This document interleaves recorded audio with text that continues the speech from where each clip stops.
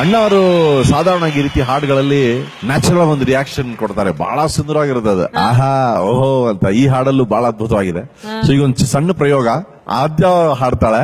So ನಾನ್ try ಮಾಡ್ತೀನಿ. ಅದಾದ್ಮೇಲೆ ನಾನ್ ಹಾಡ್ತೀನಿ, ಆದ್ಯ try ಮಾಡಿ. ಆದ್ಯ ಯು ರೆಡಿ? ನಿನ್ ಗೊತ್ತೇ ಏನ್ ಮಾಡ್ಬೇಕು ಅಂತ?